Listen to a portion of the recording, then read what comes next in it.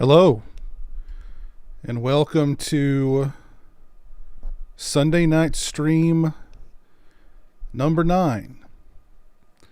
I hope everybody is doing well and have had a good weekend. Am I coming through loud and clear? Let's see.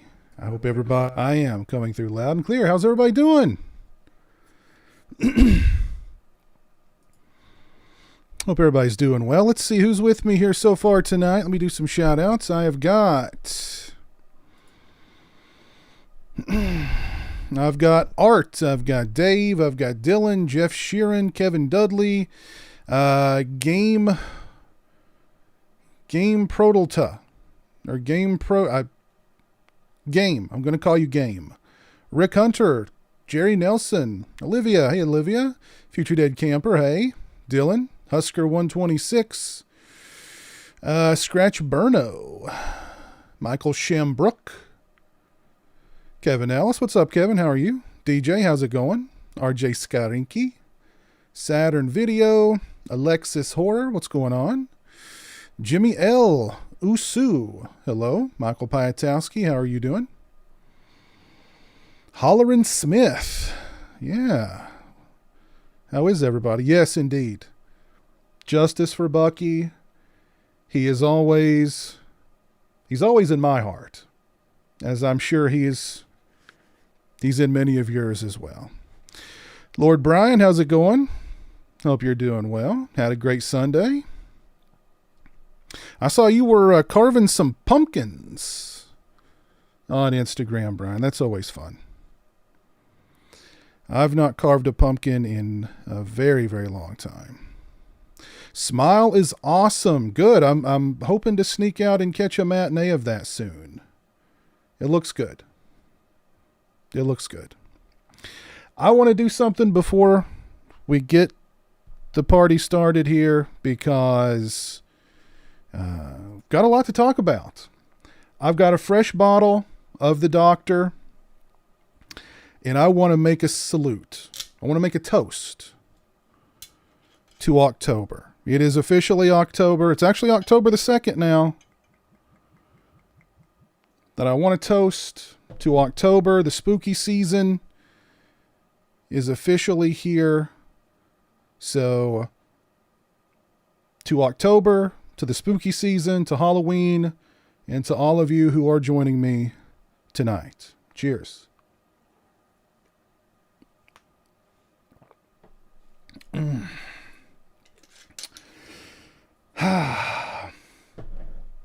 That really gets the blood flowing.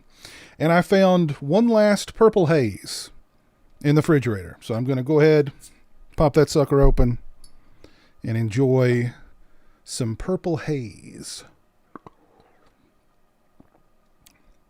Got to get me some more of that. Got to get me some more of that. Dream Emulator, how you doing tonight, sir? Hope you're doing well. Ewan Thomas, how are you? Shaka Swan, Guy Incognito. Where can I send the flowers I got for your eyes after the Munsters? Oh, jeez. Oh, jeez. Well, let's go ahead and let's, I want to talk about some recent watches and do some mini reviews, but I'll get into that more soon. I do want to mention something music related. Alice in Chains' seminal record Dirt turned 30 years old on September 29th. Alice in Chains is one of my all-time favorite bands. The Dirt record is phenomenal from beginning to end, and it's 30 years old. That makes me feel really, really old. Really old. What's up, Grave Tune? How are you? Jeez. 30 years ago. If you're a fan of Alice in Chains, let me know in the chat. Let me know what your favorite song is on Dirt.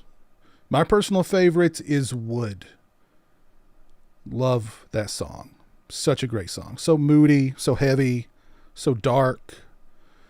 That song encapsulated everything that was great about Alice in Chains. And just one of my favorite bands. Love them. Love them, love them. Amazing album. Perfect album. Yep. You just picked up the vinyl yesterday, Mike. Very cool. That record is a masterpiece. It is indeed. It is indeed. So, yeah, 30 years of dirt.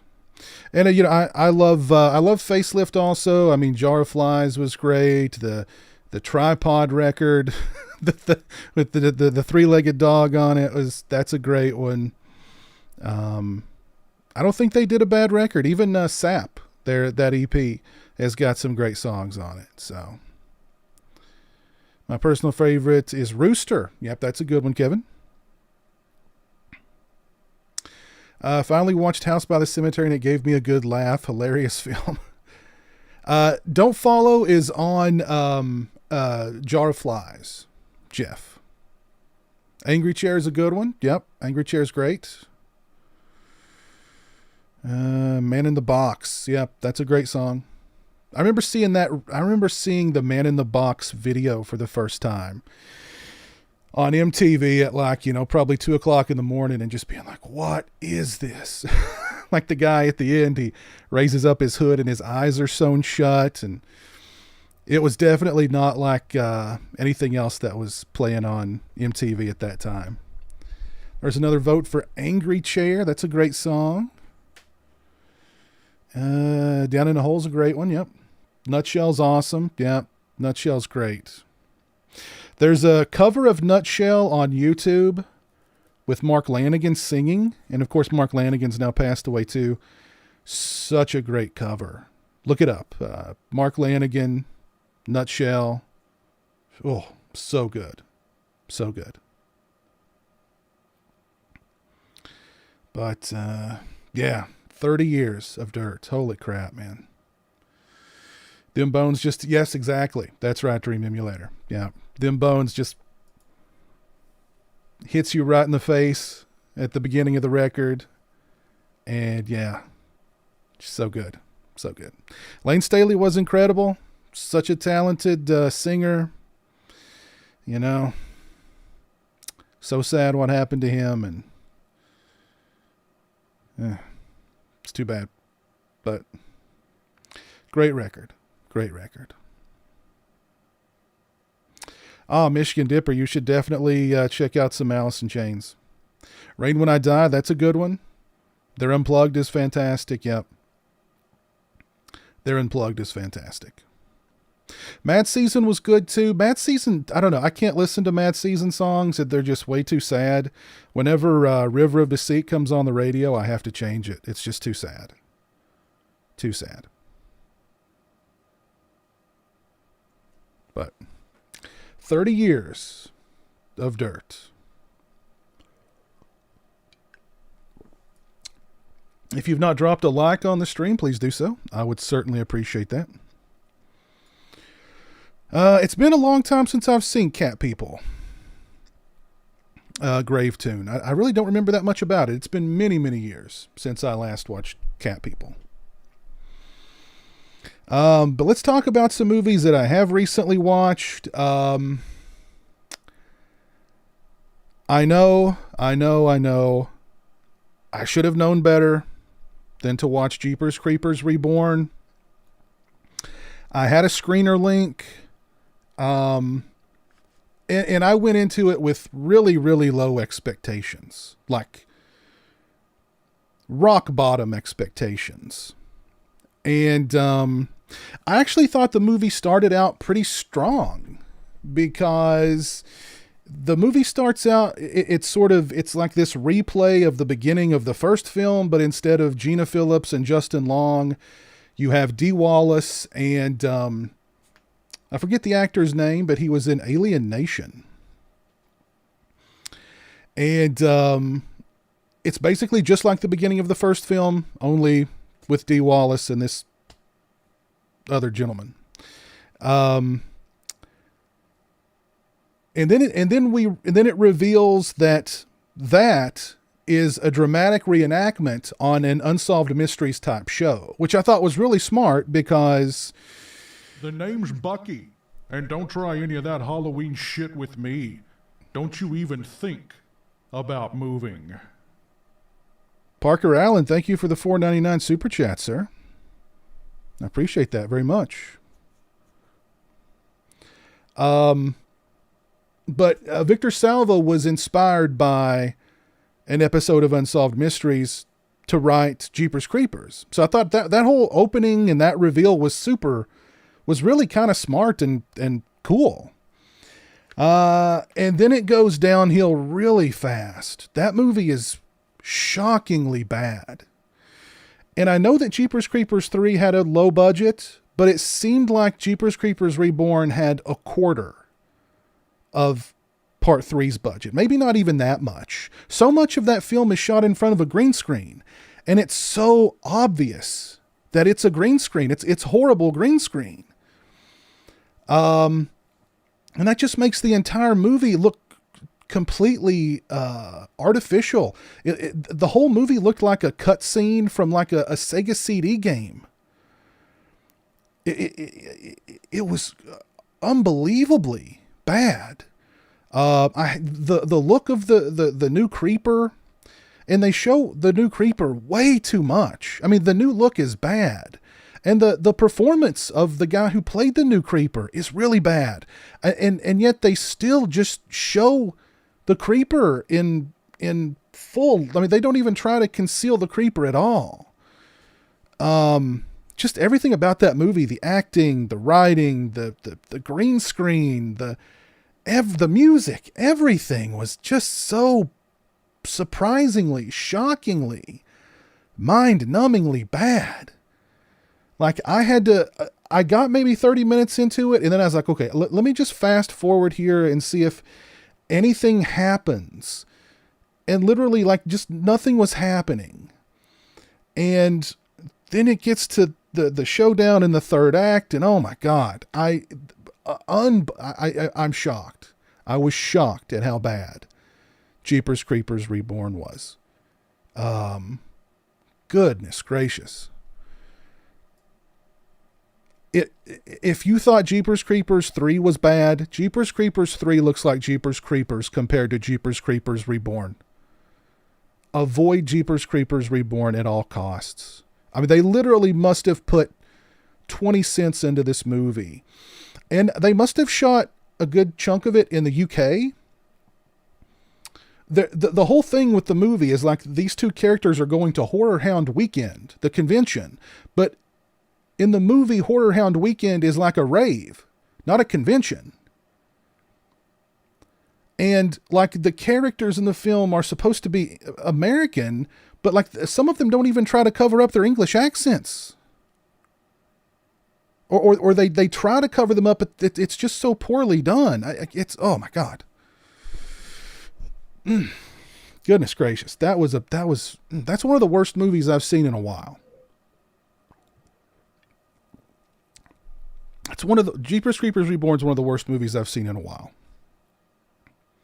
Do not go anywhere near Jeepers Creepers Reborn. Goodness gracious. Has anybody in the chat seen Jeepers Creepers Reborn?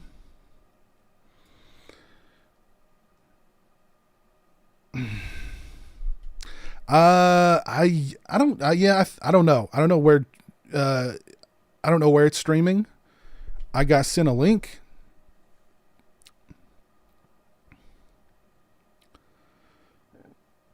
So basically get really drunk, then watch Jeepers Creepers Reborn? No. Even drunk, it's not going to...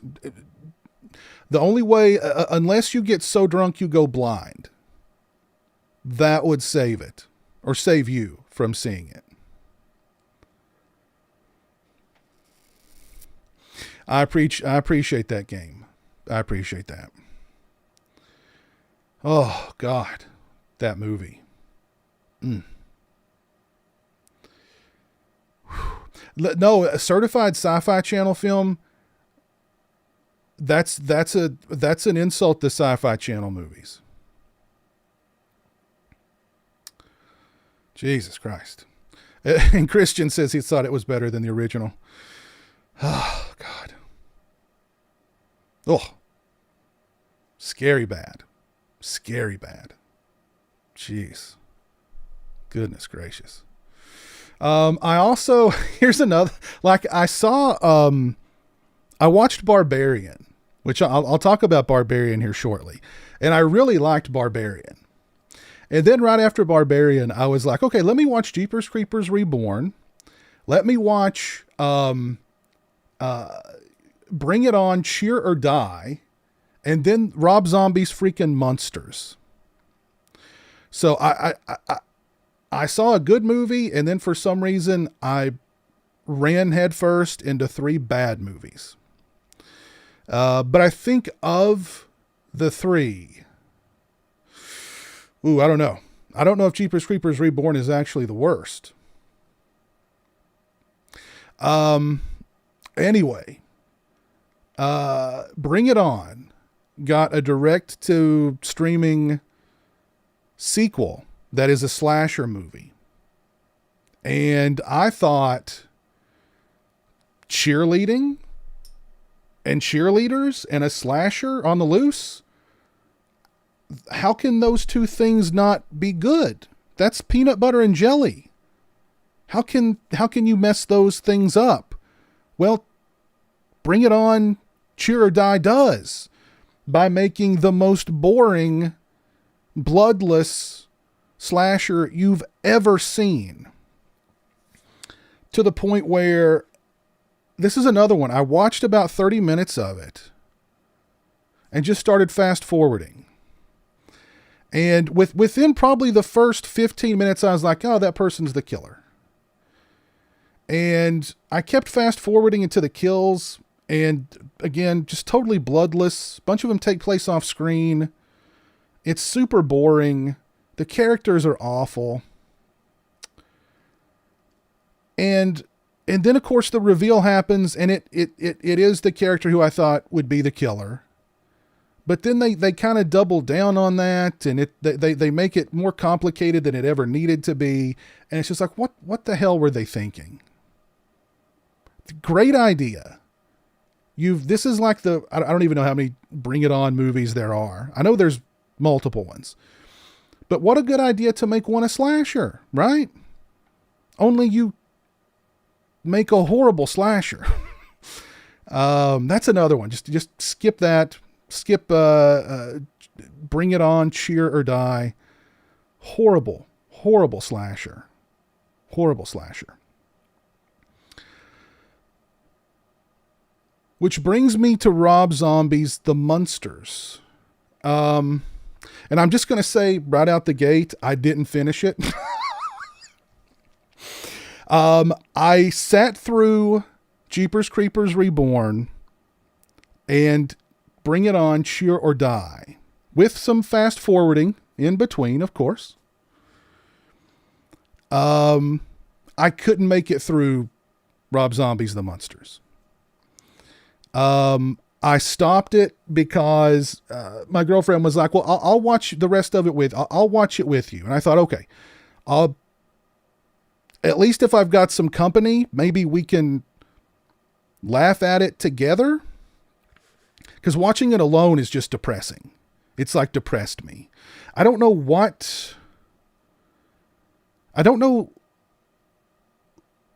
First off, like who's the audience for Rob Zombie's The Munsters? Because Rob Zombie fans are going to be like, this is PG. Like, I think Rob Zombie fans they can ignore the fact that he's not a great writer, and they'll let that go. But, they want like the violence and the brutality and the language and all that stuff. That's not here. This is like, and I wouldn't even say it's targeted at kids either, because I think kids would be asleep within 10 minutes of this thing. It's just so odd. And this one too looks ultra cheap. The colors and stuff are kind of cool, I guess, but the humor wasn't doing anything for me. The performances were weird. It's really weird. Juvenile's a good word for it, Alan. Yeah. Man, you are one scared cat. They call me Reggie the Reckless. Thank you, Future Dead Camper, for 2 months of being a channel member. Appreciate that. Hope you're having fun out in Demon's Outhouse. Mrs. Pizowell is the MVP for sticking through that. Well, I've not gone back to finish it yet. So, we were going to try and do that last night, but we decided not to. So I don't know who the audience is for Rob Zombie's The Munsters, because I think hardcore Rob Zombie fans are not going to like it. Munsters fans aren't going to like it. I don't know. I've seen a couple of comments from people who said that they did like it. Let's see. Who were those folks?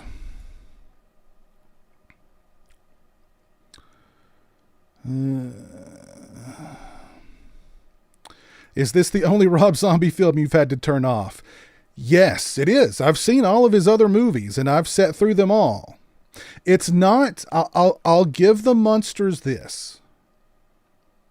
It's not as depressing as his Halloween remake. It's not on that level. But, holy Lord. Alexis liked it.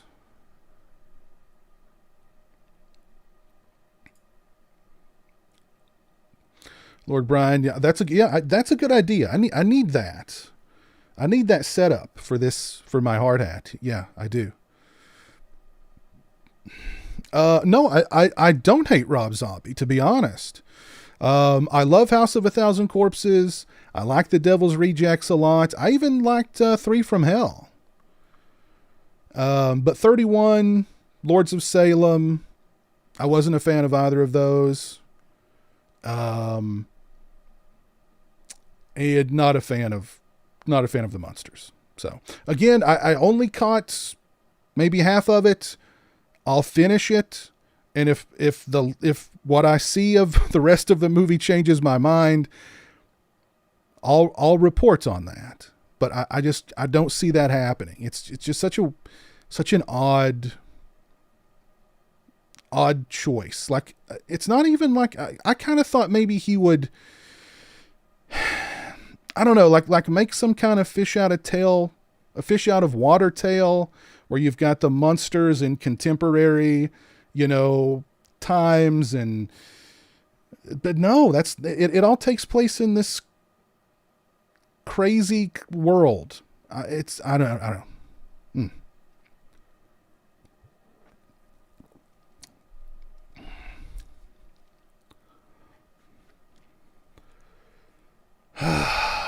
Matt says he thought it was okay until Herman got married. Then it went downhill fast.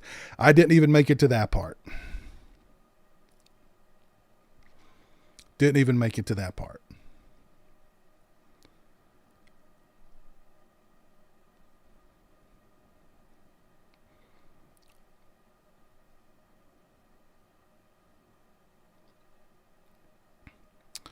So, oh, goodness gracious.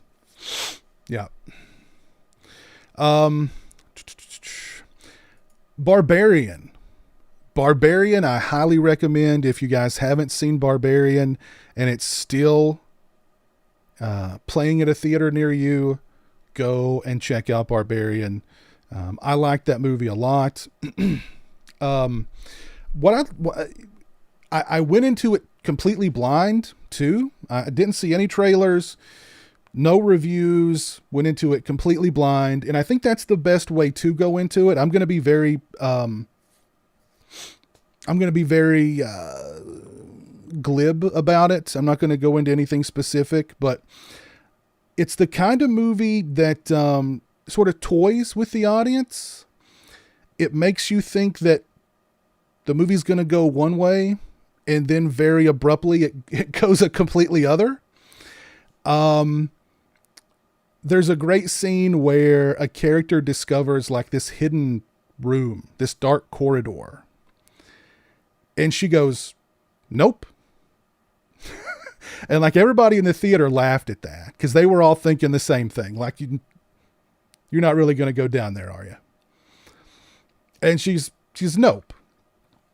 But then like she talks herself into it because you know she's got to go, whether she wants to or not, whether you want her to or not. So she goes anyway. And it was a movie that kept surprising me. Like it was taking these,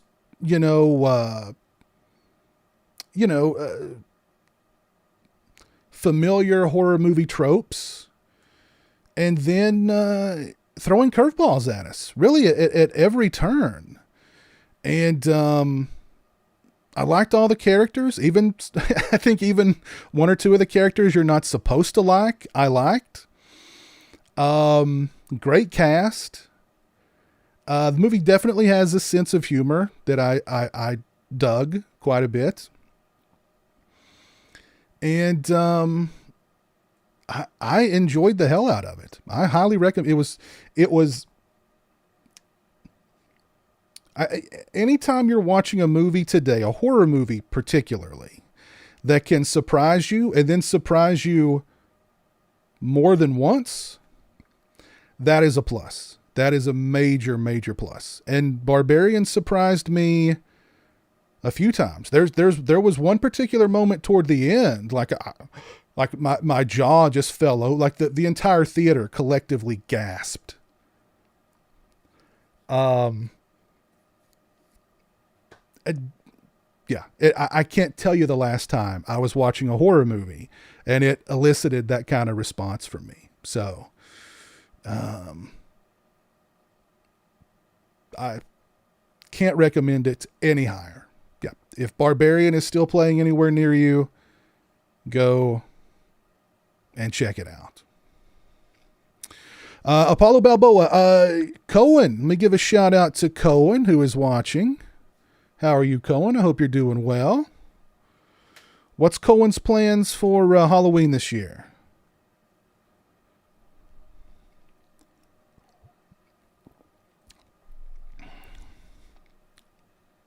Justin Long was really good. Yeah, Justin Long was really good. I go into every movie blind these days. I would like to go into more blind. It's so hard because if you do watch a trailer, I mean, I've complained about this time and time again, but trailers just give away way too much. Even like the freaking teaser trailers, they give away way too much. So, I mean, and if you can be on social media and avoid, I remember I was on Twitter and somebody was talking about, I read about 2 lines of a tweet about Barbarian and it started to give something away. And I immediately like phone out of my hand so that I didn't read anything that would ruin anything for me in that movie. But, it's a lost art going into a movie blind these days. It really is. So if you can avoid trailers, if you can avoid social media, God bless you. That's the way to do it. Hey, what's up, Joe Reese? How are you doing? There's Slasher Home Video. Chris, how are you? Can't be blind enough for the Munsters. Oh, goodness. But I'm definitely looking forward to seeing Smile. Smile looks interesting. I've not seen a full, well, I think I actually did see a trailer for it. I think somebody during a stream enticed me to check out a trailer for it. But I really don't know I really don't know what it's about necessarily. People are smiling, and that's a bad thing. That's all I need to know. The trailer for Barbarian actually gives away remarkably little about the film. Nice. It's the template all trailers should use. Yeah, I agree. Well, and see, and here's the thing too. You don't just get one trailer anymore. You get 15 trailers for a movie. Like how many Halloween Ends trailers have there been? There's been at least what, 3 or 4? Like we got a teaser and then we got like 3 trailers, right? I mean, you put those 3 trailers together, that's the whole movie.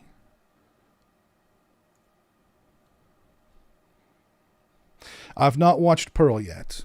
No, I've not watched Pearl yet. We've got 53 likes on the stream. If you've not dropped a like on the stream, please do so. I would certainly appreciate that. I'm probably going to wait until VOD for Pearl.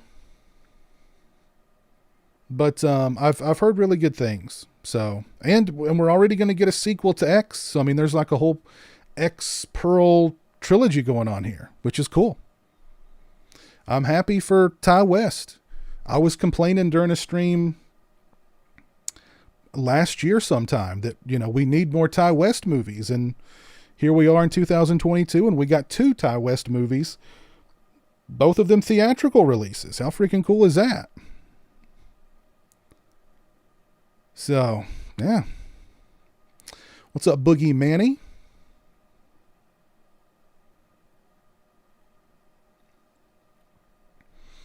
So, yeah. So there's some recent watches.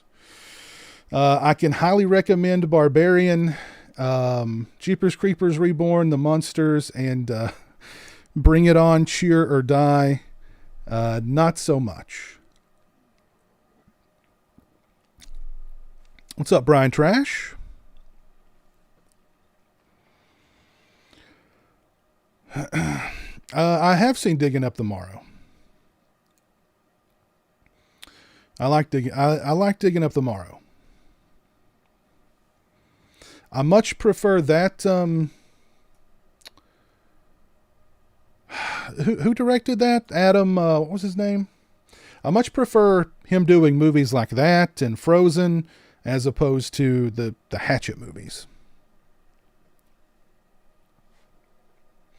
So I'm going to do an announcement a little later on in the stream. I have got I'm working on a stream later in October. Last year, and I think the year before that, I did streams where I recommended some movies for the Halloween season. Horror movies for the Halloween season, of course.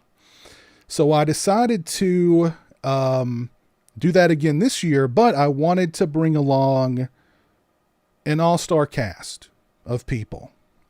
So I'm going to be announcing... The name's Bucky, and don't try any of that Halloween shit with me. Don't you even think about moving. Ice Bryce, thank you for the $1.99 super chat. Appreciate that, sir. Can I say Ice Bryce on the track? I think I just did. So thank you, Ice Bryce.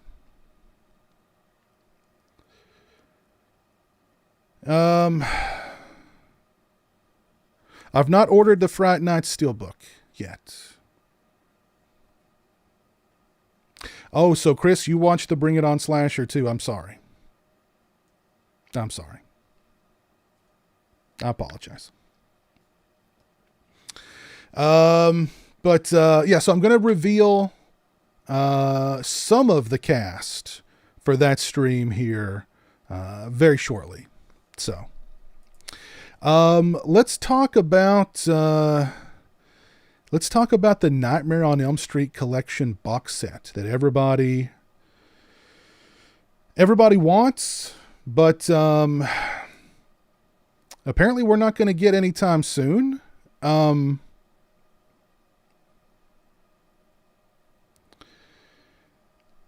So from what I'd heard, the box set from Scream Factory at one point was happening, and then it was not happening. And then I heard a little later on that it was happening again, but then, of course, I heard nothing after that. So I just assumed that it was off again. But there was a young woman was doing an Instagram live with two of the head honchos, well, really the two main head honchos with Scream Factory, Cliff McMillan and Jeff Nelson. And here is what they had to say about the Nightmare on Elm Street collection box set. Here we go. More than to put out a Nightmare on Elm Street set like we did for Friday the 13th and years ago with Halloween. We believe that that franchise deserves that kind of treatment. We have tried, and at this point, we still just can't get to it. Now, I will say, to Cliff's credit, he is a persistent guy, and we just recently put out Child's Play 2 and 3 on 4K and Blu-ray for the first time for us. These are two titles that Cliff went after for years. Also recently this year we put out Alligator, which I think was 5 or 7 years to try to get from somebody else in the company. So never say never, but unfortunately Nightmare on Elm Street isn't on the the lineup for next year or anything like that. But it's not like we won't keep trying. Yeah, I mean, Warner Brothers, even though they haven't made a movie in many years, consider it an active franchise. And so they won't license something that's from an active franchise. So, and shout out to who that young lady was. I'm not sure who she is or what her Instagram is. That clip was sent to me. So shout out to her. If you know who that is, please let me know so I can link her in the description. But there is Cliff McMillan and Jeff Nelson of Scream Factory saying that they've gone after a Nightmare on Elm Street, the franchise, for a box set for some time. So, I mean, my hat's off to them for doing that. But according to Cliff, the reason that Warner Brothers has not given them the thumbs up to do it is because they consider it a quote-unquote active franchise, and they don't license their active franchises out. Which is, it's interesting that Warner Brothers considers a Nightmare on Elm Street an active franchise, considering that how many years ago how many years has it been since we got the Nightmare on Elm Street remake? How long ago has that been? But it's active. It's an active franchise.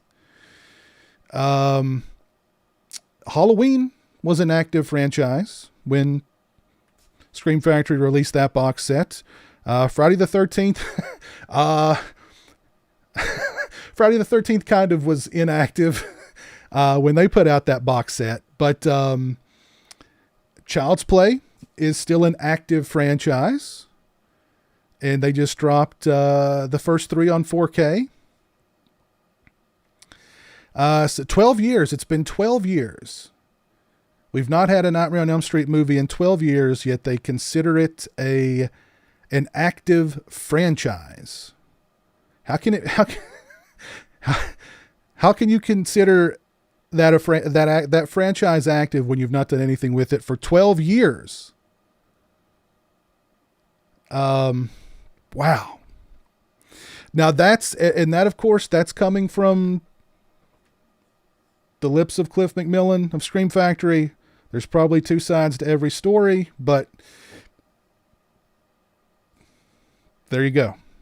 That is the reason why we do not have a Nightmare on Elm Street complete collection box set from Scream Factory. So, I know that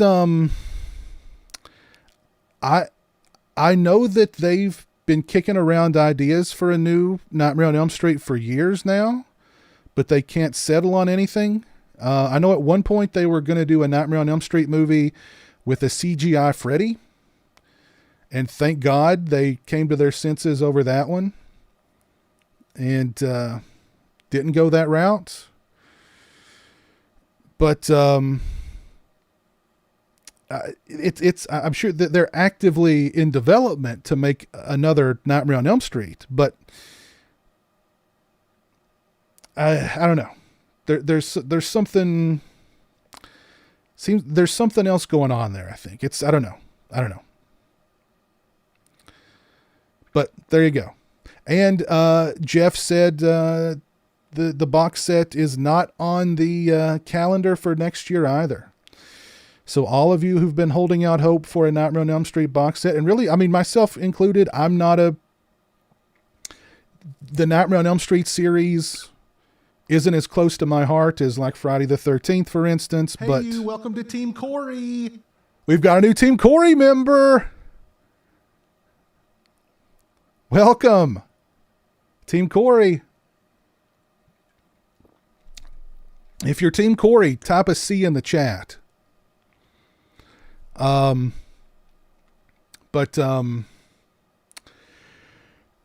completely lost my train of thought there. But yeah.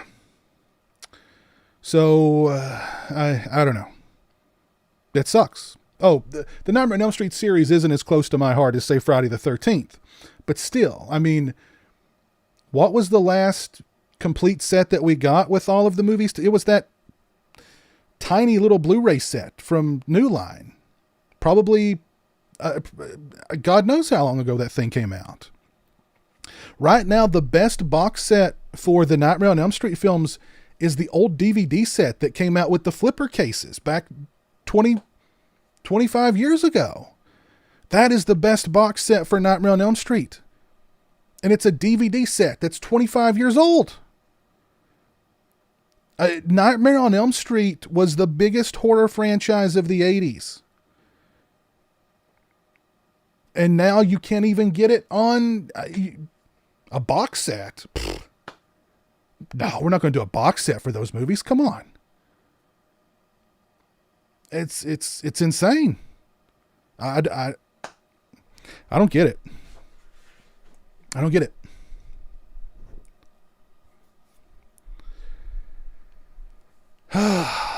But, you know, I would love to get a Nightmare on Elm Street box set. I know a lot of you out there would like to get a Nightmare on Elm Street box set. It's just, apparently it's not going to be happening anytime soon. So.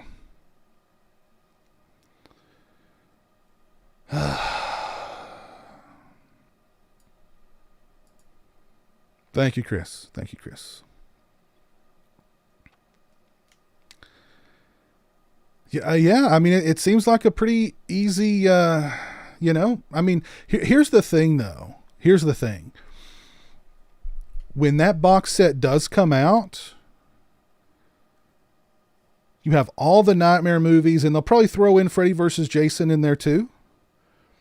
And they may even make like the first one of 4K, maybe the first 3 or 4 4Ks, you know? That box set's going to be expensivo. That box set's going to be $200 bare minimum. And, you know, Scream Factory is going to throw in not puzzles, but posters and pins and all sorts of other stuff. That could be a $250, $260 set. If we do get the box set, who's going to drop? Would you drop $200 on the set? Put in the chat. What's the most you're willing to spend on a Nightmare on Elm Street box set?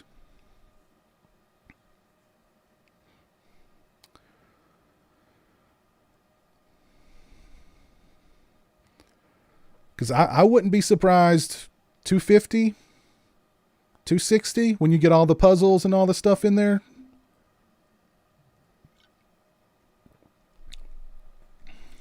Well, I mean, that's, you know, Scream Factory is not the only game in town anymore.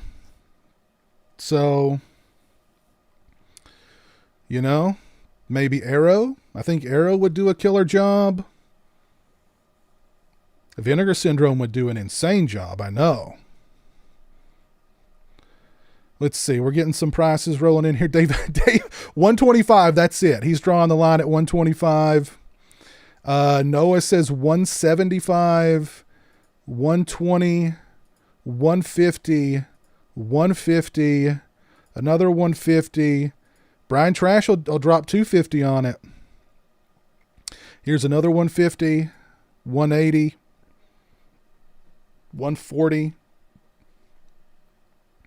So it looks like 150 is about the median price people are going to drop on that set.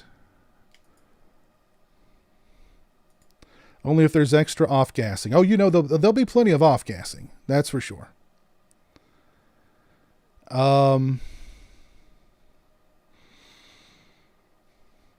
Let's see. Grave Tune says 125. Hold on, my chat froze up here. 125. Sean will drop 150 to 200. Oh, Saturn Video says he'll drop up to 300. Holy crap. Okay.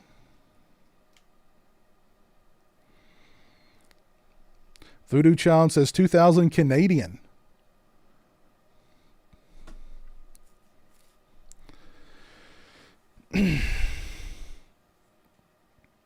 It's going to be an expensive set whenever it comes out, I'm sure.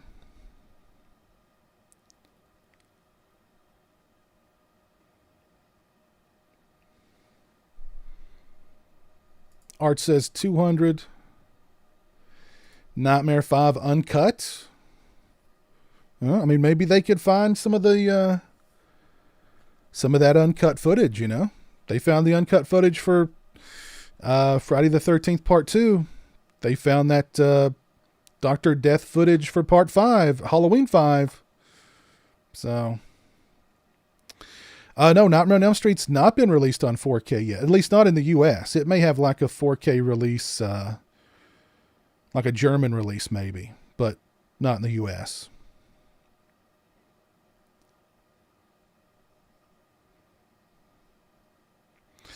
What was the more expensive set? I don't remember I don't remember how much I paid for the Halloween box set when it first came out. The Friday set was what, 160 or something like that? I don't think the Halloween set was that much, but I don't remember.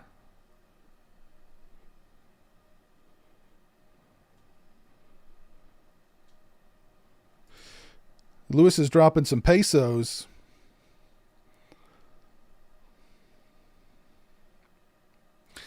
So I don't know. Don't own the I Spit on Your Grave 4K.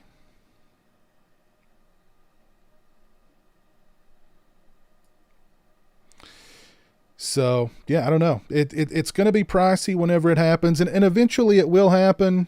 I don't know. I mean, maybe Warner Brothers, they want to do another movie, and then they can throw that into the mix. I don't know. And, you know, if Warner Brothers puts out another movie and it's a success, the amount that they charge to license those movies will go through the roof.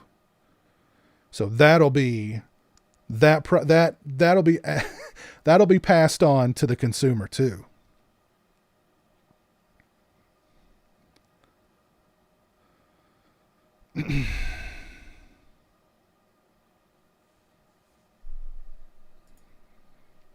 Yeah, see, there you go, Big Crack Rock, yeah. Even if Warner Brothers put it out themselves, I mean, as long as they do a good job, you know, they do a good job with the set, new transfers, maybe some 4Ks, you know, some nice packaging.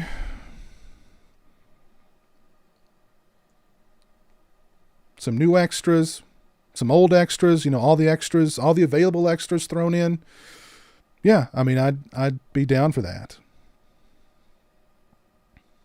And, you know, Warner Brothers may just not want to deal with Scream Factory. Warner Brothers might be telling Scream Factory that just to, you know, instead of just telling them to kiss off. So maybe Warner Brothers is planning on doing it themselves, or they were going to let Scream Factory do it, and then they decided to hold off, and maybe they'll do it them in-house. I don't know. I don't know.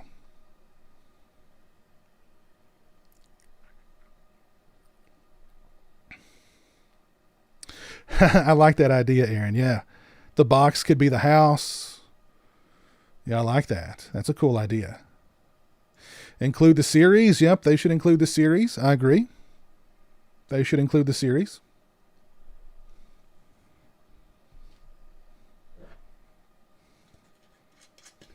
I think it's time for another shot.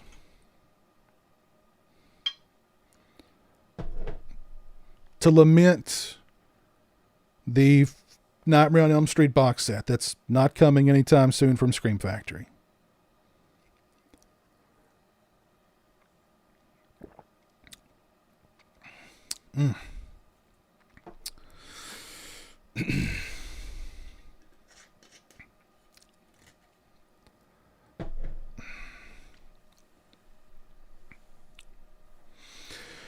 And the thing about that Halloween set that still just, every time I think about that Halloween set, it blows me away that, they were able to get, because I never thought we'd get a complete Halloween box set with the producer's cut in it, because, Anchor Bay owns some, Universal owns some. Yeah, Anchor Bay owns, I think, 1, 4, and 5 of Halloween 1, 4, and 5. Universal owns 2 and 3. MGM owns the zombie movies.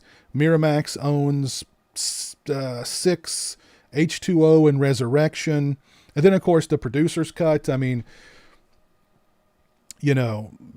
could have released that years ago, and just didn't want to do it.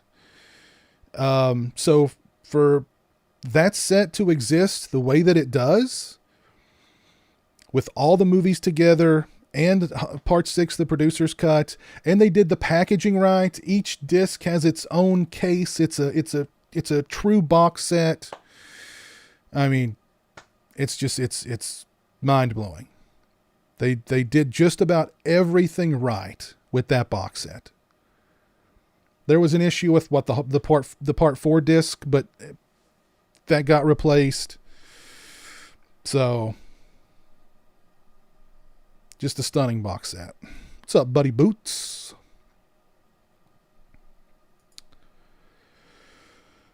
Oh, man.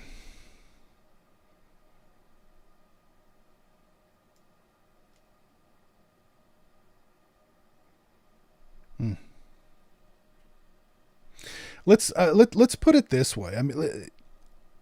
If they do another Nightmare on Elm Street film, and it's going to happen sometime soon, I'm shocked it's not already happened. Who's going to be Freddy?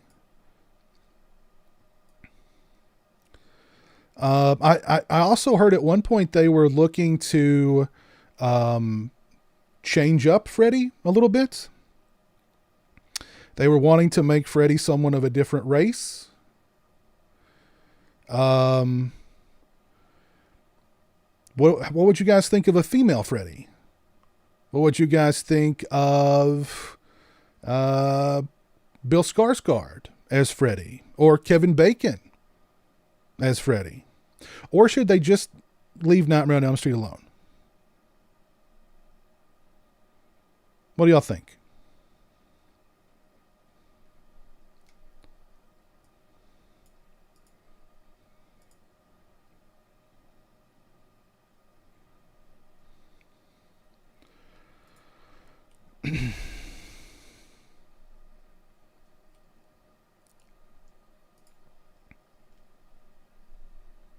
Leave it alone.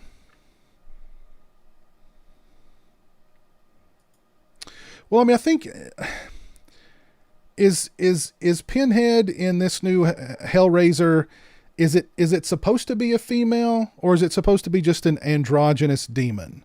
Because in the novella, Pinhead, or the lead Cenobite, is just an androgynous demon. It's never referred to as a he or a she. It's supposed to be androgynous.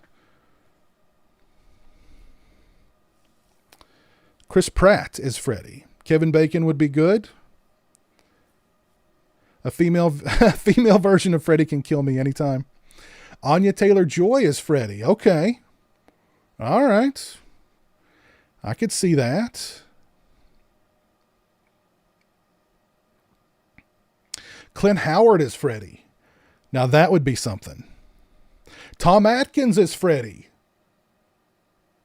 Oh man, can you imagine that? Like Freddy would, like walk out of the boiler room smoking a Marlboro. You know I'm going to kill you now, right? Crack open a Budweiser. Your parents burned me. Now I'm going to burn you. Movie's writing itself.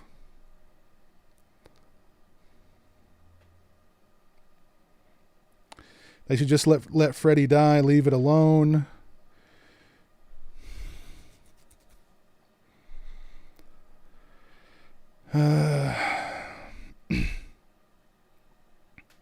Samuel Jackson is Freddy. Natalie Portman is Freddy. Okay. All right.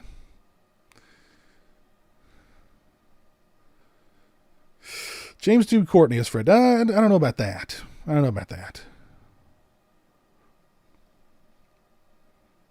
Oh, God. Rob Zombie's not running Elm Street. No. Jesus. Richard Brake is Freddy. Ooh. That is a good idea. Richard Brake would make a killer Freddy. Yes. I saw somebody said Christopher Walken is Freddy. He'd be good. Robert Englund or bust. Robert Englund apparently doesn't want to play Freddy anymore, but I'm sure if somebody made him the right deal, he'd be back. He'd have that sweater on and that fedora. Quick.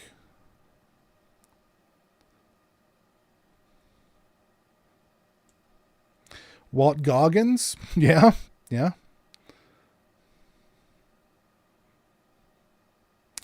Jim Carrey is Freddy. I don't know about that. I think I don't know.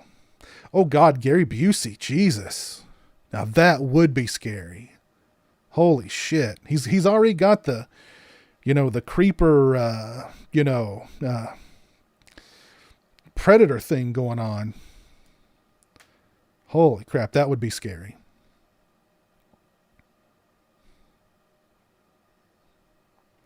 If Rob Zombie made it, he would have Sherry Moon as Freddy. Yep.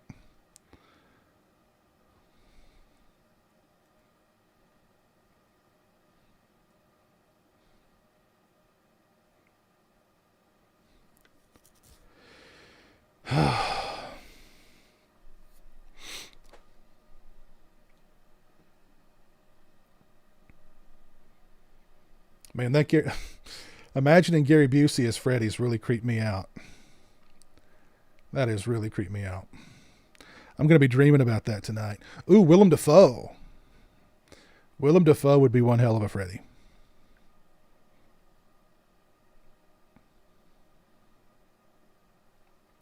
That's right, Austin. Yes, David Warner was originally going to play Freddy. That is true. That is true.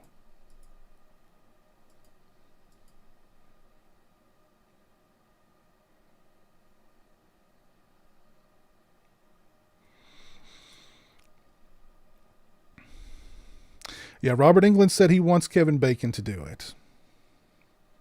That's where the whole Kevin Bacon stuff kind of came from. Which I think Kevin Bacon would do a great job, but I think what they would want is somebody young playing Freddy so that they can launch a whole new series off of that person. They don't want to do just one new Nightmare on Elm Street film. They want to do 10. So my pick is Bill Skarsgård. I think he'd be a good Freddy.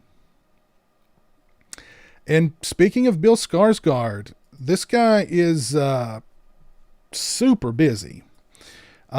He was in, of course,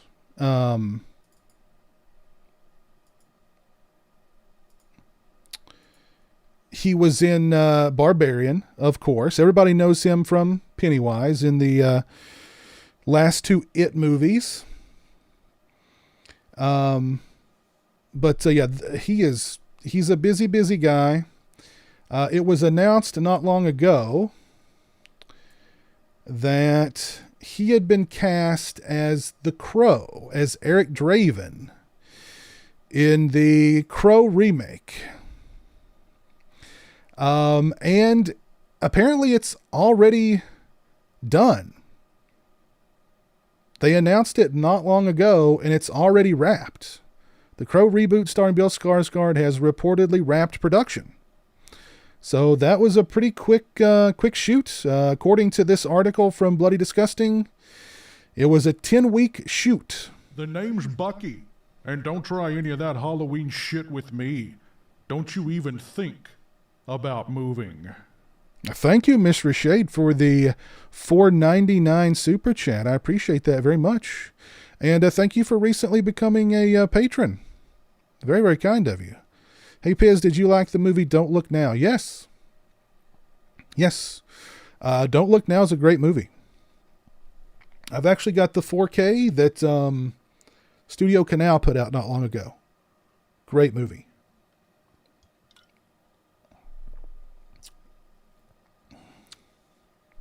Jason Lima, what's up, man? How you doing? But yeah, so Bill Skarsgård is Eric Draven in the new Crow. It just wrapped after a 10-week long production in Prague. They shot it in Prague.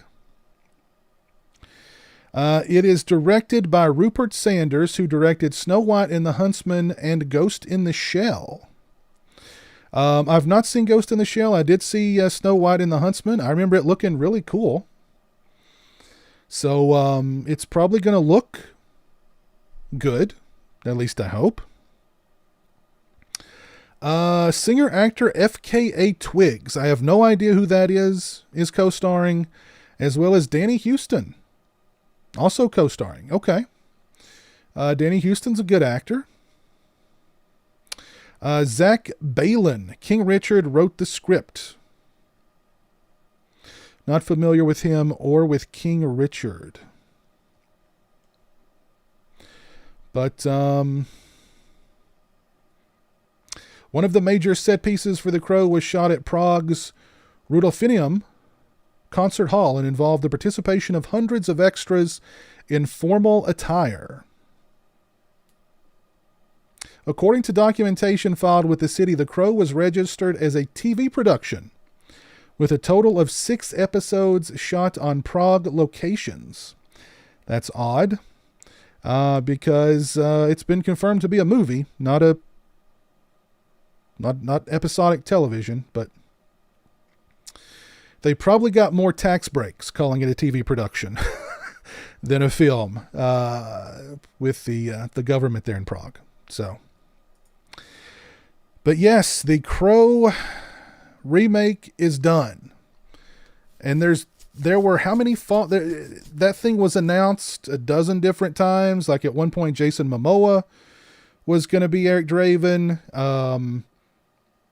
The guy from The Hangover was going to be Eric Draven at one point also. I forget his name. It seems like there's been half a dozen attempts to remake the movie, and all of them failed. But this one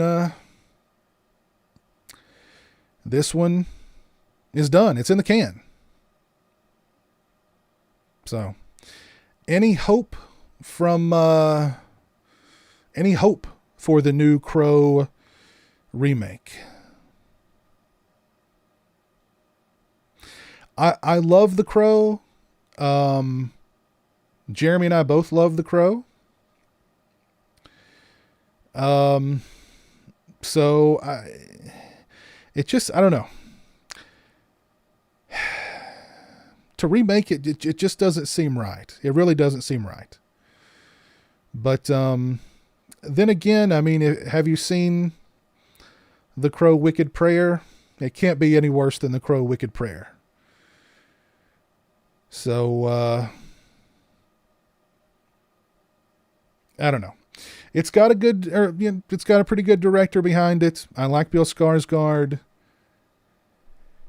I don't know. We'll see. It's done. It's in the can. So probably before too much longer, we'll be seeing a teaser and we'll be seeing stills and a trailer. And then, yeah, Zach Galifianakis is the Crow. Yes, it was Zach Galifianakis. Now, I would watch that. I would love that. Yes. Yes, there was a Crow TV series with Mark Dacascos, says Eric Draven. I remember that one vaguely. It was one of those syndicated shows, so it was on television at all odd hours. So I like the Crow City of Angels too. I like the Crow City of Angels a lot. The Crow 3, it starts out pretty good, but then, yeah. And then The Crow Wicked Prayer is, yeah, Scratch Burno, I was about to get to that. Yeah, Skarsgård is going to be playing Count Orlok in Robert Eggers' Nosferatu. Now, that's a remake I can definitely get behind. I love Robert Eggers. I've been a fan of all of his movies.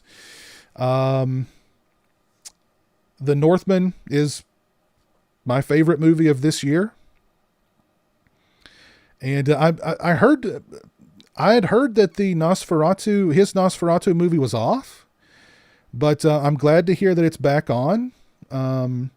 Unfortunately, Anya Taylor-Joy, who was supposed to be in it, is not going to be in it now. I guess maybe, The Northman didn't set the box office on fire, so maybe they lowered his budget some, and they couldn't afford Anya Taylor-Joy.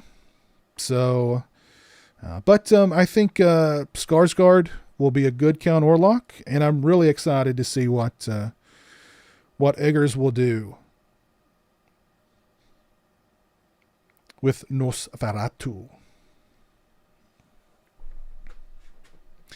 Christian Bale would be an intense Freddy. He'd scare everybody.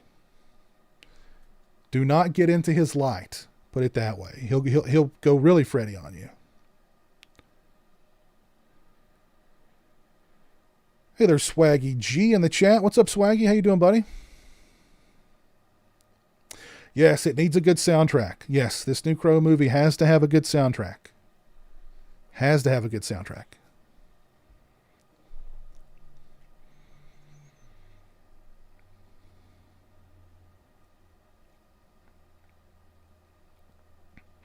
Oh, Aaron, you're not a fan of Robert Eggers?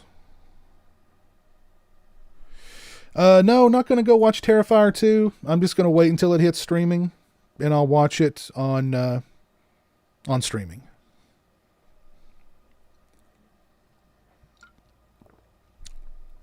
No, I didn't know Halloween Ends novelization on Amazon. No, I did not. I'm sure that's a good read, though. I did stumble across my novelization of Jaws 2 the other day. I was looking for this not long ago and I couldn't find it. And I was back in my junk room tidying up. And I found it. And I was reading through it some the other day. Did you know that the shark in Jaws 2 is actually a female? And she's pregnant? That's why she's so hungry. So, but this is a fun read. The Jaws 2 novelization. Not as fun as the Jaws 4 novelization. That's a fun read. That's a fun read.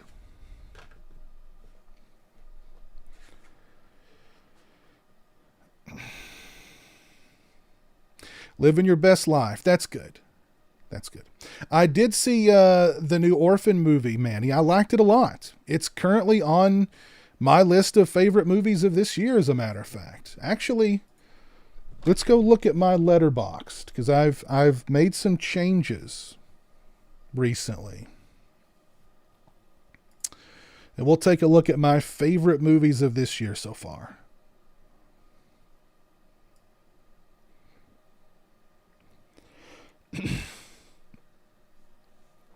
So here we go. Some of my favorite movies of this year: The Cursed. Great werewolf movie. It's a shame that more people didn't see it. It is out on Blu-ray now, I do believe. The Texas Chainsaw Massacre, the Netflix movie. Loved it. Scream. Scream is still on the list, even though it's kind of slid down it quite a lot.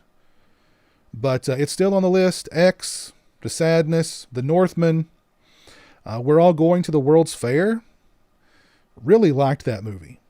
That movie, it kind of stuck with me. Really liked it. Hatching, great movie. Dario Argento's Dark Glasses. Watcher, The Innocents was incredible. Men was a great movie.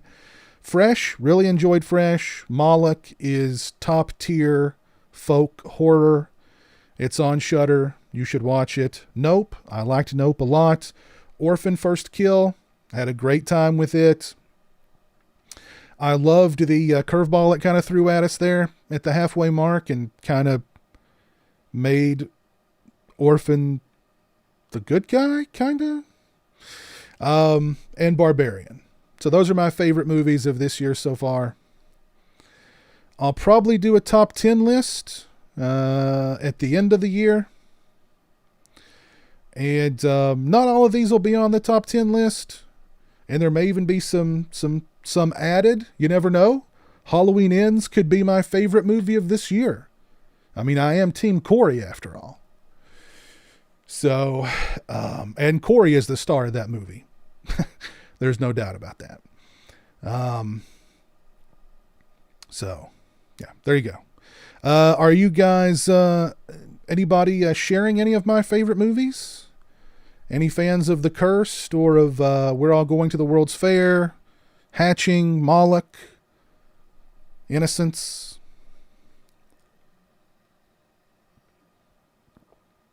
(2022) has been a good year for horror. 2021 was a good year for horror too. What's up, Drum Smash? What's up, Ross Jordan? I wasn't a huge fan of Black Phone. I thought it was okay. Thank you, Drum Smash.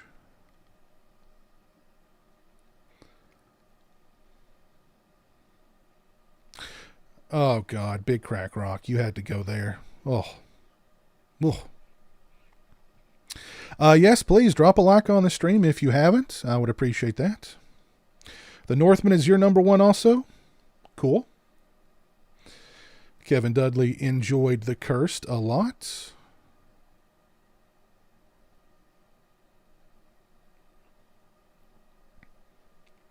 I've not checked out Glorious. No, I have not. Just followed me on Letterboxd. Thank you. Future Dead Camper loved Moloch, X, and Barbarian. Cool. Hatching was very good. We're All Going to the World's Fair isn't going to be for everybody, but I enjoyed it a lot. Michael Audrey Myers, thank you for hanging out with us tonight. We appreciate it. We could hear your heavy breathing the whole night. Thank you for being here.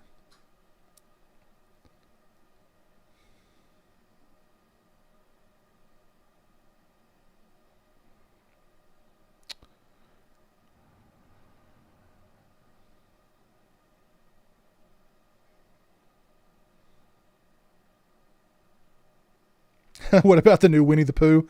I will see it whenever it comes out. I will see it whenever it comes out.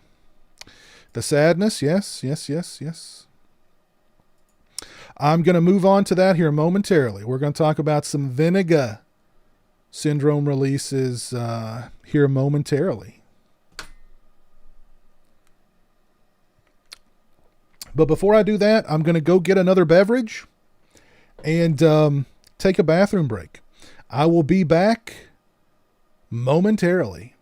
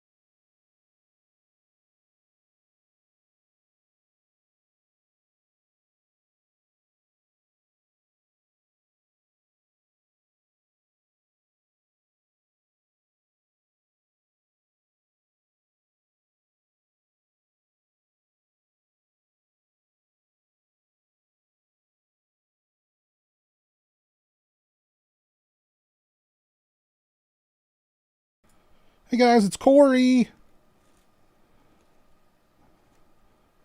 The Mayo Mask.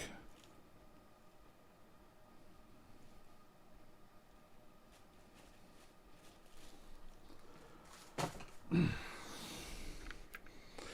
right, so there's some of my favorite movies of this year so far. And hopefully there'll be a few added. Got some Berry Punch Jack Daniels here. This is so tasty. So tasty.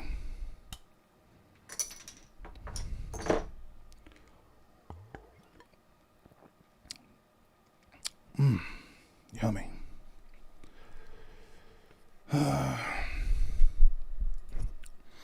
Oh, thank you, Joe. Yeah, I always look forward to that stream too. Love me some Silent Night, Bloody Night. Taco Man is top tier. That is true.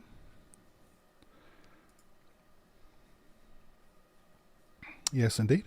There's the Bad Raven. What's up? How you doing, man? I love the Northman a lot, and I'm not a big Texas Chainsaw Massacre fan, but I really liked the Netflix remake. Okay, cool, man. Hope you and Andrew are doing good. You guys going to be getting out and watching Smile?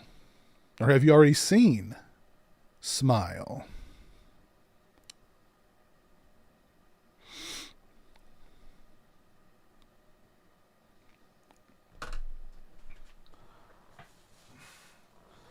Let's see how Cory Bucky looks.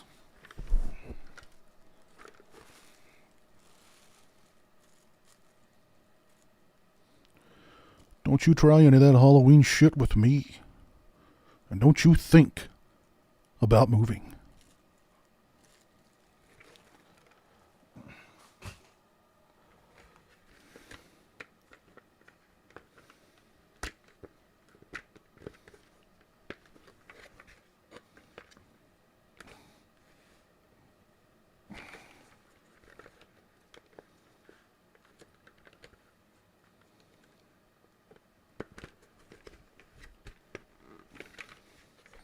My hard hat's broken. Daggone it. I was wondering why it was sitting funny on my head. It's broken. That's not broken. This thing just came loose.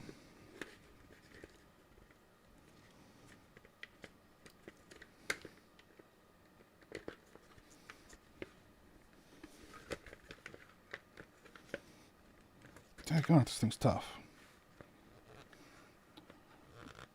Well.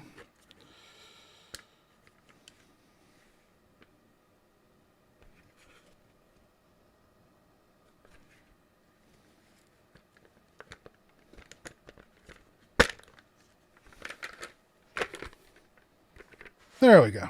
That's better. The name's Bucky, And don't try any of that Halloween shit with me. Don't you even think about moving. Thank you, Taco Bell Lugosi, for the $1.99 super chat. I appreciate that. Team Bucky, yes. Always in our hearts. What's up, Horror Fan 971? Gonna go watch Smile on Thursday. Okay, cool. Very cool. I'm looking forward to checking it out.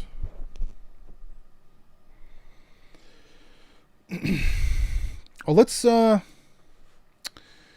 move on and talk about actually let's just go ahead and do a reveal here. Let's do a reveal. We are 10 likes away from 100. Can we get to 100 likes? Can we get to 100 likes? Can we make that happen?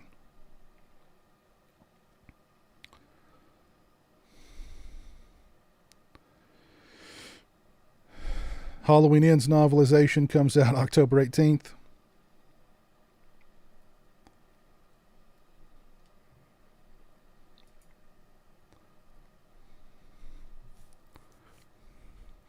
Yeah, we're only we're like less than 2 weeks away from Halloween Ends. They're off 100 likes. Thank you all. Thank you all. Appreciate it.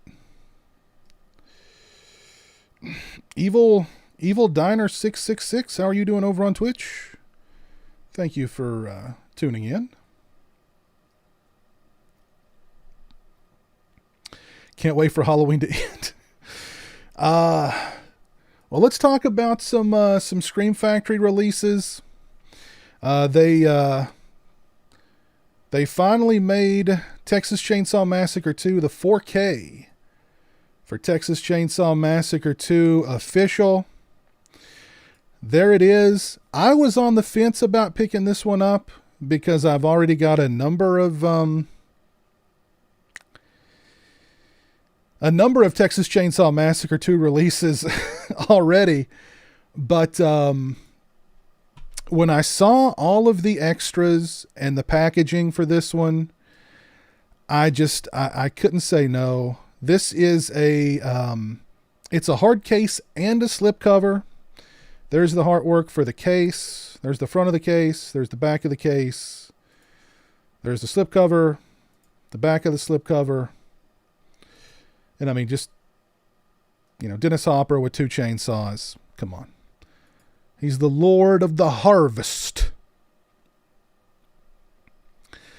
And when you get down here to all of the extras, I mean, look at all of these new extras. Of course, it's in 4K. Presented with its original 2.0 stereo theatrical mix. But look at all these new extras on here. The Saw and Savini, brand new interview with Tom Savini. Stretch Lives, brand new interview with Carolyn Williams. Serving Tom, a brand new interview with Gabe Bartalos. Remember the Alamo, brand new interview with actor Kurt Sisko. Texas Bloodbath, brand new 2022 interview with Barton Mixon. Die Yuppie Scum, brand new interview with actor Barry Kenyon. Leatherface Revisited, brand new interview with Bill Johnson. Beneath the Battleland, Remembering the Lair, brand new featurette with actors Carolyn Monroe, Barry Kenyon, Bill Johnson, and Kurt Sisko. Never before seen extended interviews with Toby Hooper, Cynthia Hargrave from director Mark Hartley's documentary Electric Boogaloo. We got the It Runs in the Family documentary that was on the old DVD release, and it got ported over to the Blu-rays. Got a great mixture of new content with some of the older content in a 4K. I couldn't say no. I mean, it looks like a gorgeous release. Did anybody else pre-order it?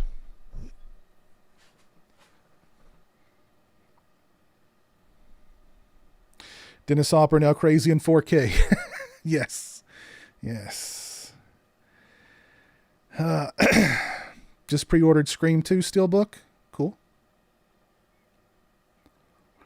Stereo only mix though, really?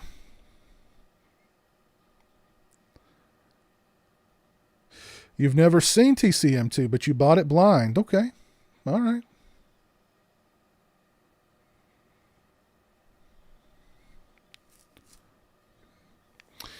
You're fine with your Scream Factory Blu-ray Nocturnal Toothbrush?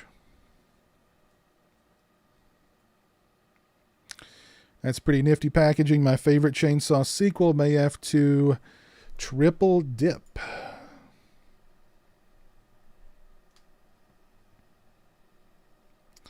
Sold my previous versions of TCM2 in anticipation of this being released. Pre-ordered quick, comes out sooner than I expected.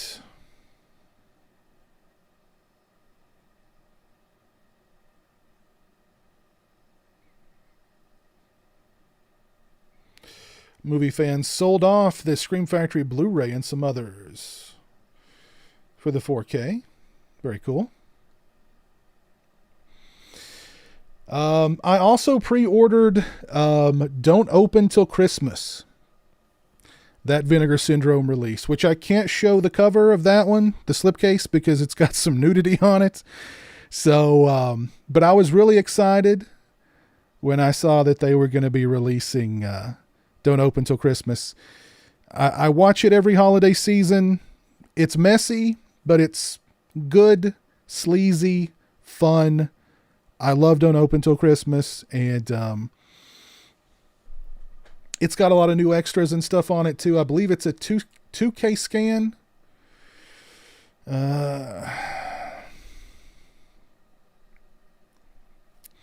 It's a little pricey.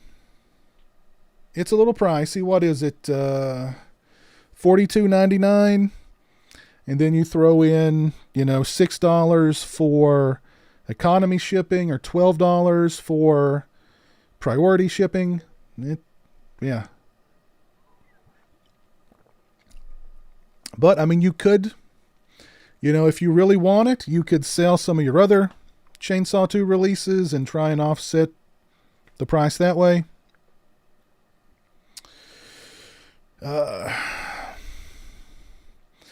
You also ordered Don't Open Till Christmas. Yeah, such a fun movie. And can't show it, but I will read.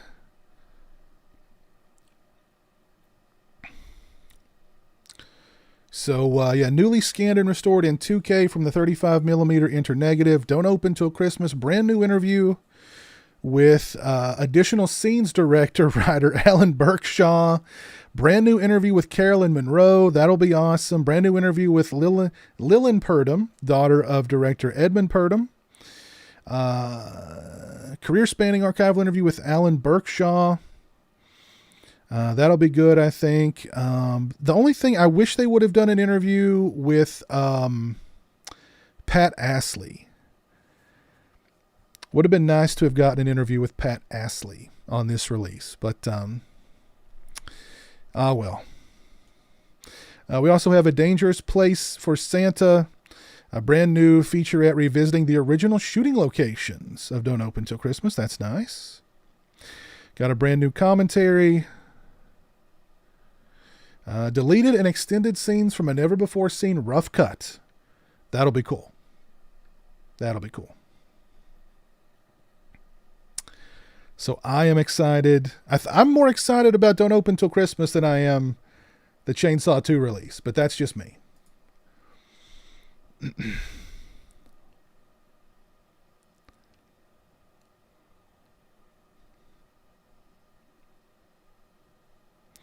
I pre-ordered The Invisible Maniac. I don't know if it's sold out, but they may have taken it off the site. I don't know.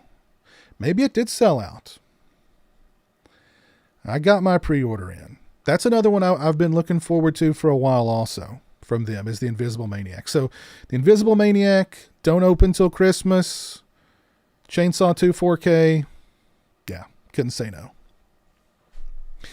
Also, did anybody pick up anything from the Scream Factory Shocktober sale? I grabbed a few things from that one, but I think for some reason they're being shipped. Let me look it up here. Part of it's already been shipped, but another part of it is still processing, so it's not going to be all together, which is kind of strange. That has me wondering if some of the stuff is sold out. But let's take a look here.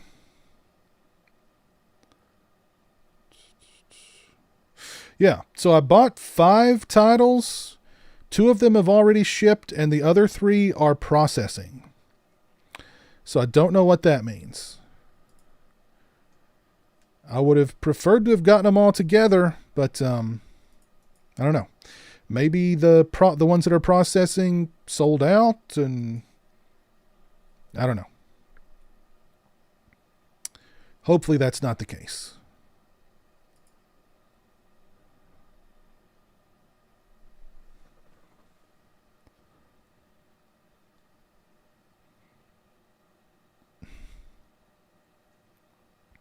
The cover is pure beauty for Don't Open Till Christmas. I agree. Yes. I was going to pre-order the Amityville 4K, but the price turned me off. $79 after tax. Wow. Jeez. Yeah, I know that, Danny Huckins. Yeah, Bob Elmore played Leatherface more than Bill Johnson did in the movie. But Bill Johnson got the credit. And Bob Elmore is not happy about that. I met Bob Elmore at a convention last year.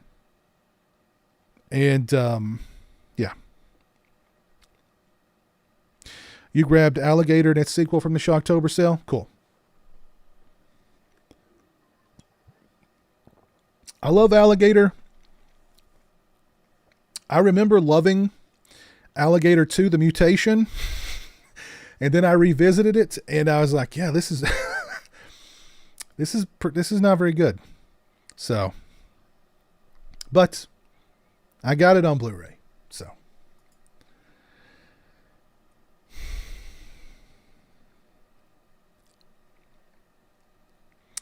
yes, it is Taco Bell Lugosi. I don't know if the Scream sale is over or not. Let's see. No,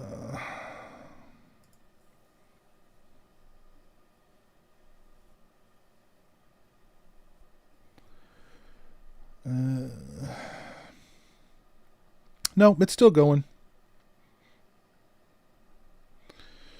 It's still going. Let's take a look at it here. They do have some pretty good stuff.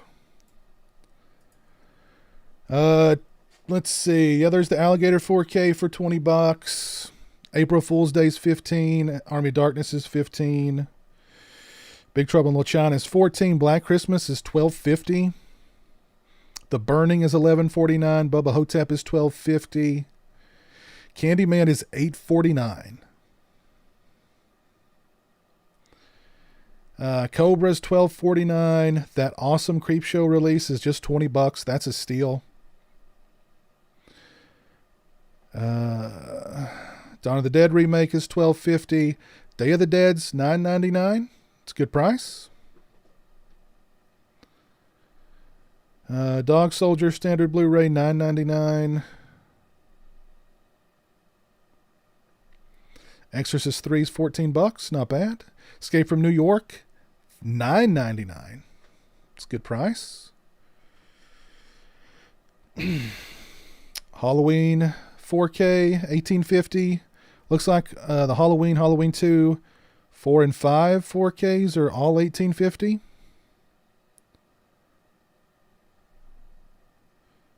Oh, the Halloween 3 4K is also $18.50.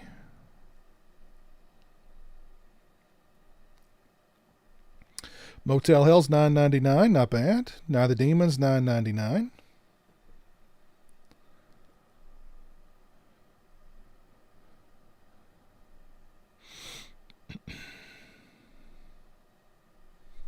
Silent Night, Deadly Night $14. Sleepaway Camp $8.49. That's not bad at all. Teen Wolf $11.49. Teen Wolf 2 $9.99. Here's the box sets. They had the Friday the 13th box set for like $60, I think. Well, that's gone now. The Wreck collection, $30. I picked that one up myself. No, there it is. Friday the 13th set, $80. I'm sorry. Critters collection, $25. Deep Cuts.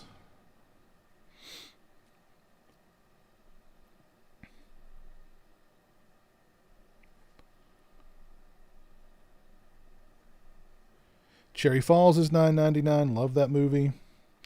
Dark Angel, aka We Come in Peace, is $7.47. Death Valley, $9.97. Not bad.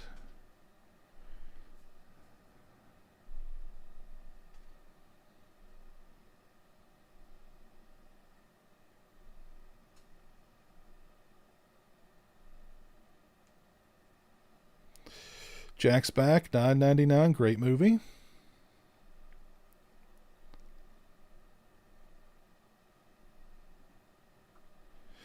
So yeah, they still got some pretty good deals going on here.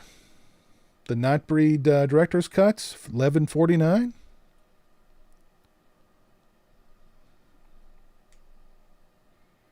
The Sentinels, $9.99. Slumber Party Massacres, $8.48. Good price for that one. Talent Rated Sundowns, $9.99. And got some contemporary horror here. So there's Come True. I loved Come True. That was one of my favorite movies of last year. $11.49. So yeah, the sale is still going strong, and there's some good stuff there. Yes, indeed.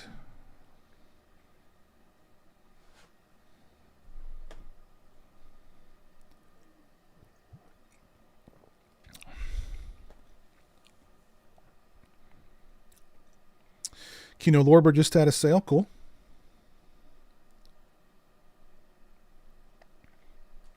You did miss the Hocus Pocus 2 review, Ben.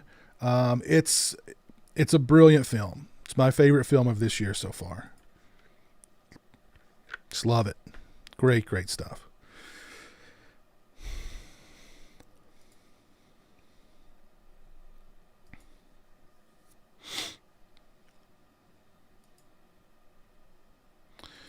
So I'm going to go ahead and announce the live stream that I'm going to be doing with a star-studded panel of guests on the 15th of this month, beginning at 8 p.m. Eastern Standard Time. We're going to be giving you guys some recommendations for movies to watch on Halloween. I will be joined by Jamie Blanks, the director of Urban Legend, Valentine, Storm Warning, Long Weekend, friend of the channel. Awesome guy. I will also be joined by Todd Farmer. That's right.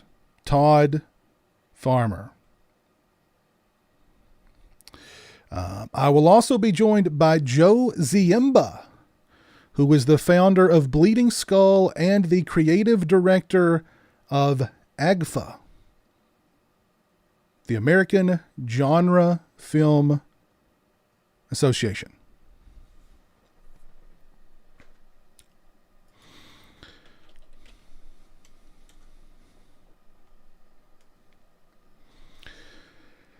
I'm sorry, the American Genre Film Archive. I've had a little too much to drink. So he will be making his debut on my channel. Looking forward to seeing what he brings to the table.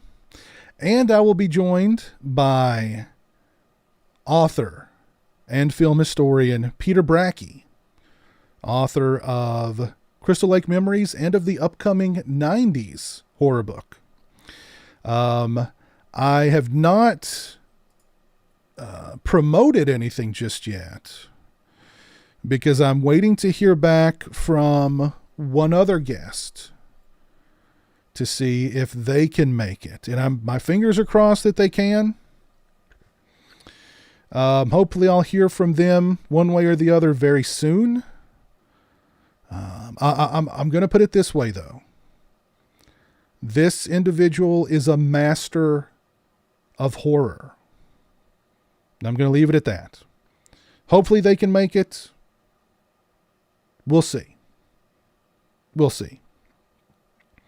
If not, then I have other ideas. So, but Peter, Joe, Todd, and Jamie have all confirmed, and it's going to be a lot of fun. So mark your calendars for October 15th. That's a Saturday, beginning at 8 p.m. Eastern Standard Time. Also mark your calendars for October 20th, beginning at 8 p.m. Eastern Standard Time, as I will be joined by the Iron Maiden herself from Halloween Kills. That's right. Melissa Leah. That's going to be fun.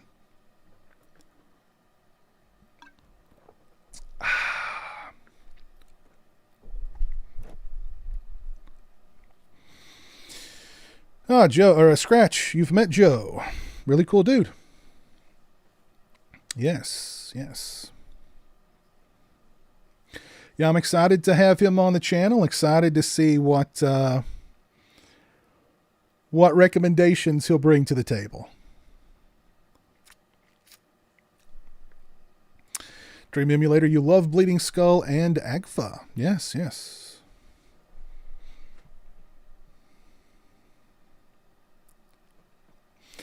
How does Jeremy usually spend his time when he's off camera? Reading, watching television, listening to music, asking me to take him to various fast food places. Or today he wanted me to look up shirts on TeePublic for Christmas. So we looked up Popeye shirts, we looked up Betty Boop shirts, we looked up Scooby-Doo shirts, we looked up Gumby shirts, we looked up Pet Sematary shirts, we looked up Mortal Kombat shirts. We were literally looking through shirts for a good half an hour. And just when I thought he was done, he would go, look up, and then name something else for us to look up. So we looked up a lot of shirts. He's got quite a list of shirts that he wants for Christmas this year, even though he's got a closet full of shirts. Doesn't matter.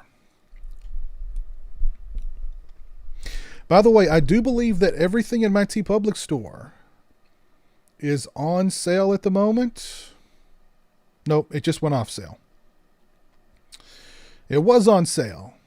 It just went off. But if you have purchased a PWO shirt, please get in touch with me. Send me a photo of you wearing it or a brief video. And you'll be included in one of my future Sunday night streams.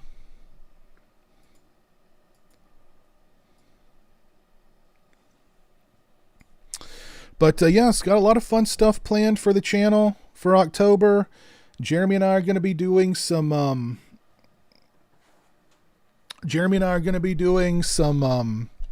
live commentaries. We're going to be doing a candy video very soon. A Halloween candy video very soon. We're going to be doing some more drink videos very soon.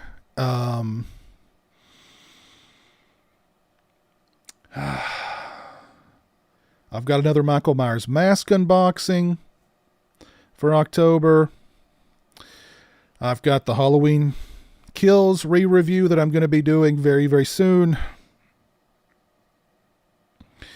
I don't know why I volunteered to do that. And I'm going to start reviewing the Dollar Tree Horror Movie Challenge winners. very soon as well. So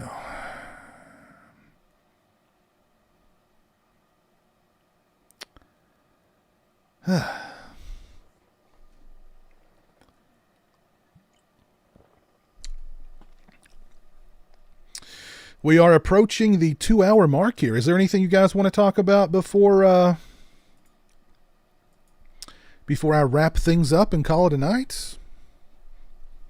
Thank you all for 115 likes on the stream. I appreciate it.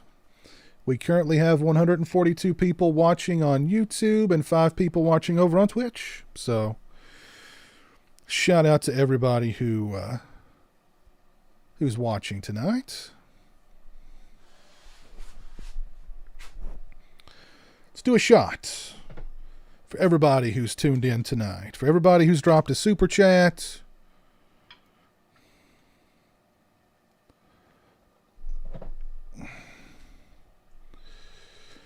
Let's see. Let me Parker Allen, Ice Bryce, Mishra Shade, Taco Bella Lugosi, and of course Future Dead Camper. Thank you for 2 months of being a channel member. I appreciate that very much. Cheers. Ah, man. Hey, that is good. That is good. Hey, there's Cole in the chat. Cole, how you doing, man? I see you're gearing up for October. Yes, indeed. I am geared up for October. Are you excited for the spooky season? The name's Bucky, and don't try any of that Halloween shit with me. Don't you even think about moving. Mr. Shade, thank you for the additional $4.99 super chat. Very kind of you. Could you please recommend to me 3 VS releases that you love? Okay. Spookies would be at the very top of that list. I love the Spookies release. The Beastmaster Vinegar Syndrome release is spectacular. Goodness gracious, there's so many good ones.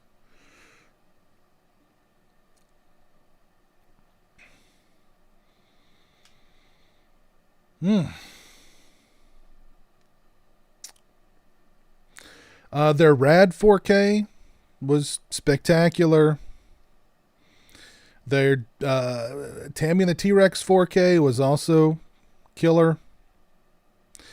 Cutting Class, that's a great one. Thank you, Rock Music Forever. Yes, that's a great release from them. Great movie, too. Fade to Black was an awesome release. Yes, thank you, Jimmy. Yes. I'm all right, thanks. I will try to check out some of the stuff you have planned. Oh, cool, Cole. Very cool. Brent's Horror Cult. How are you, sir? I am doing good, and I am drinking some Dr. McGillicuddy Menthol Mint and Jack Daniel's Berry Punch.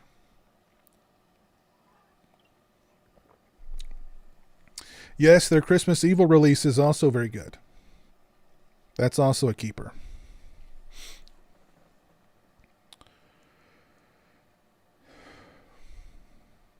Before you hop for the evening, you should check out the Prowler figure up for pre-order on Pallbearer Press. One of the coolest figures to come out this year. Oh, really? Let me check that out.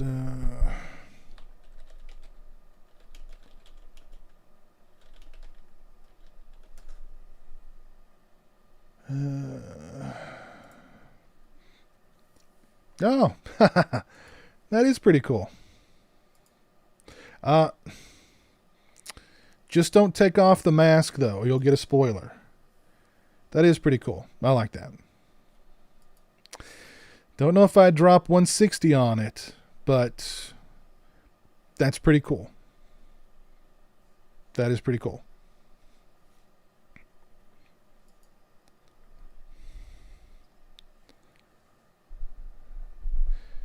Now, I didn't pick up the Dead Heat 4K or the Scanner Cop 1 and 2 4K. I didn't pick up either of those releases. Miami Connection. I've still yet to watch the Miami Connection 4K. I need to sit down and do that.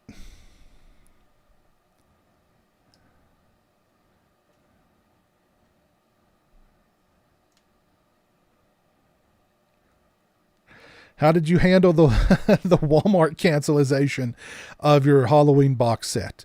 I saw it coming, put it that way. I was not surprised. Fingers were crossed, but I knew it was a long shot. So my my Halloween 4K set should be in either tomorrow or Tuesday. So Jeremy and I may do an unboxing and in-depth review of that set whenever it arrives. It should definitely be here Tuesday at the very latest.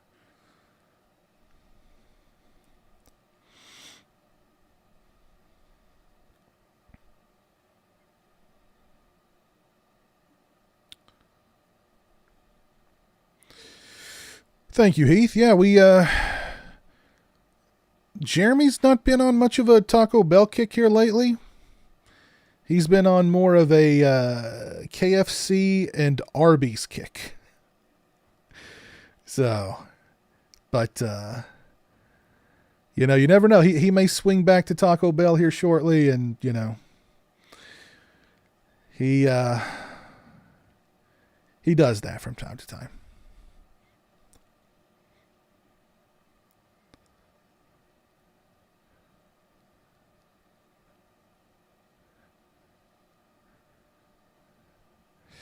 Hey, what's up, JHP LLC?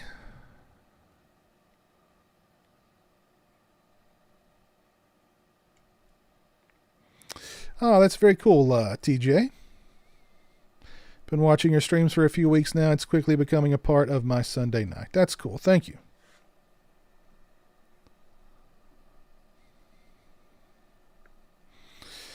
It's been many, many years since I last saw The Guardian. I don't remember it being very good, though. Superstition.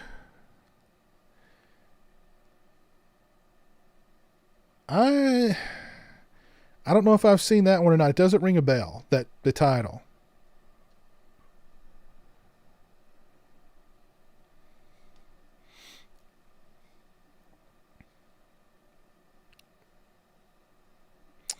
Yeah, Flatliners and The Faculty are both good, Brandon.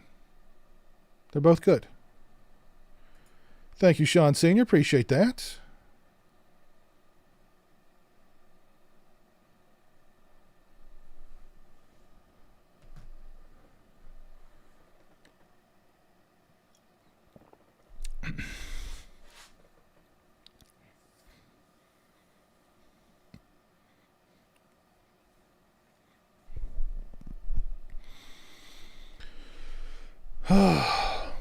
Well, I think I'm going to go ahead and call it a night there, folks.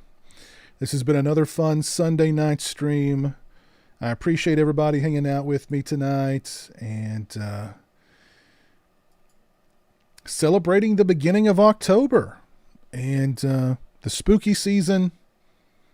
I've been looking forward to October all year. The weather here in Kentucky right now is absolutely perfect. It's brisk, but it's not too cold.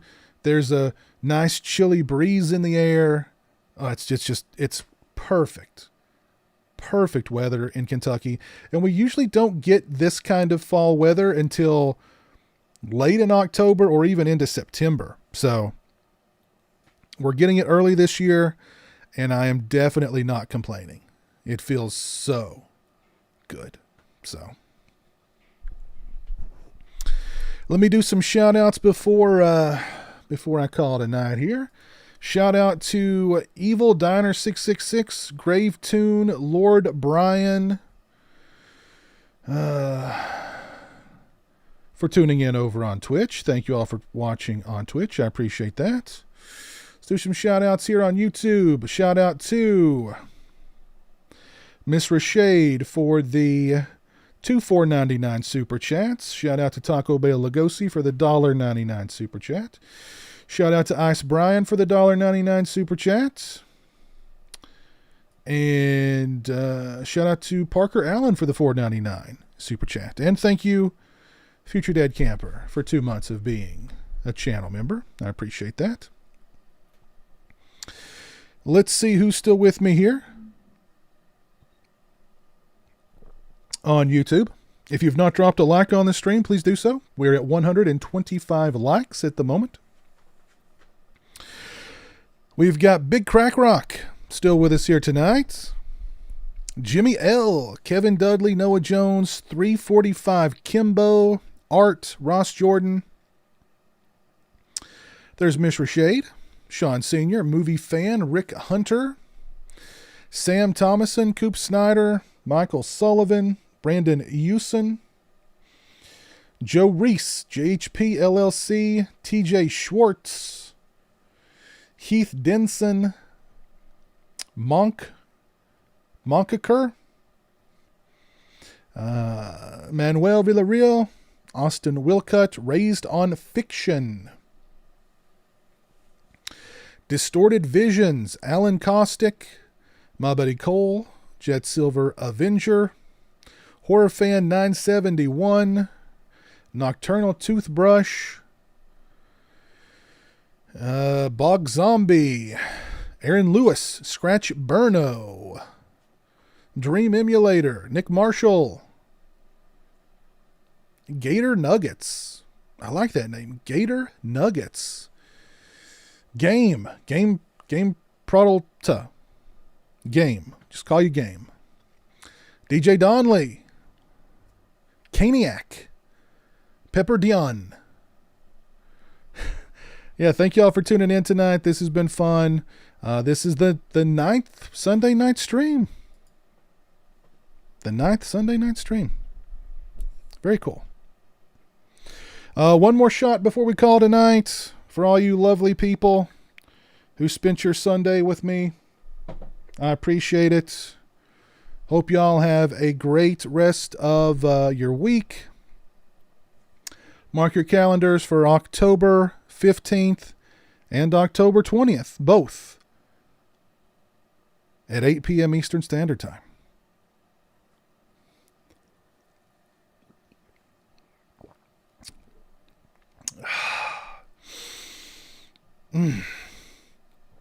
Yes, indeed. Yes, indeed. All right. Thank you all very much. Have a great one. Take care. Be well. And until next time, peace. And happy October.